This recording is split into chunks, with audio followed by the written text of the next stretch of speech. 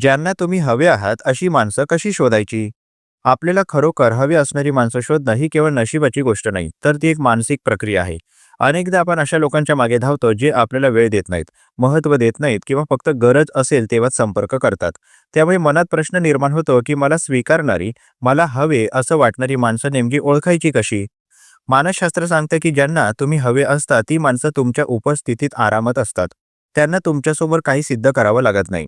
संशोधनानुसार जी नाती सुरक्षित असतात त्यात सतत ताण, भीती किंवा सतत समजून घेण्यासारखी भावना नसते. तुम्ही बोललात किंवा गप्प बसलात तरी समोरच्या व्यक्तीला ते स्वीकार्य असतं. हा पहिला आणि महत्त्वाचा संकेत असतो. अनेक लोक इंटरेस्ट आणि अटेन्शन यामध्ये गोंधळ करतात. एखादी व्यक्ती तुमच्याकडे लक्ष देते याचा अर्थ ती तुम्हाला हवी आहे असं नाही. मानसशास्त्रीय अभ्यास सांगतो की खरी आपुलकी ही सातत्यातून दिसते. फक्त रिकाम्या वेळेत फोन करणं, गरज असताना संपर्क करणं किंवा भावनिक आधार हवा असताना जवळ येणं हे स्वार्थी नात्याचे लक्षण असू शकते. ज्यांना तुम्ही खरोखर हवे असता ते लोक तुमच्यासाठी वेळ काढतात, अगदी त्यांना काहीच हवं नसतानाही. स्वतःच्या भावना ओळखणं हेही खूप महत्त्वाचं आहे. अनेकदा आपल्याला जे नातं परिचित वाटतं तेच आपण स्वीकारतो, जरी ते आपल्याला दुखवत असलं तरी. मानसशास्त्रात याला फॅमिलियर पॅटर्न असं म्हटलं जातं. लहानपणी मिळालेली वागणूक, नात्यांचा अनुभव यावरून आपली निवड ठरते. त्यामुळे कधी-कधी आपल्याला नको असलेली माणसं आकर्षक वाटतात आणि हवी असलेली माणसं कंटाळवाणी वाटतात. हे ओळखणं गरजेचं आहे. संशोधन असंही सांगतं, की ज्या लोकांना स्वतःचं मूल्य कळतं, त्यांना योग्य माणसं सापडण्याची शक्यता जास्त असते. कारण ते स्वतःला सतत समजावून सांगत बसत नाहीत. ते स्वतःला कमी लेखत नाहीत. तुम्ही जेव्हा स्वतःला सतत सिद्ध करण्याचा प्रयत्न करता, तेव्हा समोरची व्यक्ती नकळत तुमचं महत्त्व कमी करते. उलट जेव्हा तुम्ही शांतपणे स्वतःच्या सीमा जपता, तेव्हा खऱ्या अर्थाने तुम्हाला हवे असणारे लोक जवळ येतात. ऐकून घेण्याची पद्धत ही खूप काही सांगते. ज्यांना तुम्ही हवे असता ते तुमचं बोलणं मध्येच तोडत नाहीत. तुमच्या भावनांना ओव्हर रिएक्शन म्हणून नाकारत नाहीत. मानसशास्त्रीय अभ्यासानुसार भावनिक वैधता म्हणजे समोरच्या भावना मान्य करणं. हे मजबूत नात्याचं लक्षण आहे. अशा लोकांबरोबर बोलल्यानंतर तुम्हाला हलकं वाटतं, अपराधी वाटत नाही. कृती आणि शब्द यातील सुसंगती पाहणं खूप महत्त्वाचं आहे. अनेक लोक गोड बोलतात, पण त्यांच्या वागण्यात सातत्य नसतं. संशोधन सांगतं की विश्वास हा शब्दांवर नाही, तर वारंवार दिसणाऱ्या वर्तनावर तयार होतो. ज्यांना तुम्ही हवे असता ते वचन देताना जपून देतात आणि दिलेलं वचन पाळण्याचा प्रयत्न करतात. स्वतः एकटे राहू शकण्याची क्षमता विकसित करणं ही गरजेचं आहे.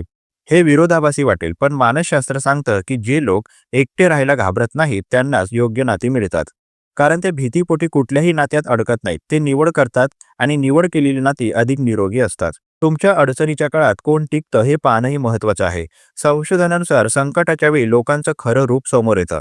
फक्त यश, आनंद किंवा मजा असताना सोबत असणं सोपं असतं. पण जेव्हा तुम्ही कमकुवत असता, गोंधळलेले असता, तेव्हा जे लोक तुमच्या जवळ थांबतात तेच तुम्हाला खरोखर हवे असतात. सर्वात शेवटी हे लक्षात ठेवा की हवे असणं हे ओरडून, विनवून किंवा सतत संपर्क करून मिळत नाही. ते नैसर्गिकपणे निर्माण होतं. मानसशास्त्र सांगते की जिथे तुम्हाला स्वतःसारखं राहता येतं, जिथे तुमच्या शांततेला किंमत असते, तिथेच तुम्ही हवे असता. अशा माणसांचा शोध बाहेर नाही, तर आधी स्वतःकडे पाहण्यातूनच सुरू होतो.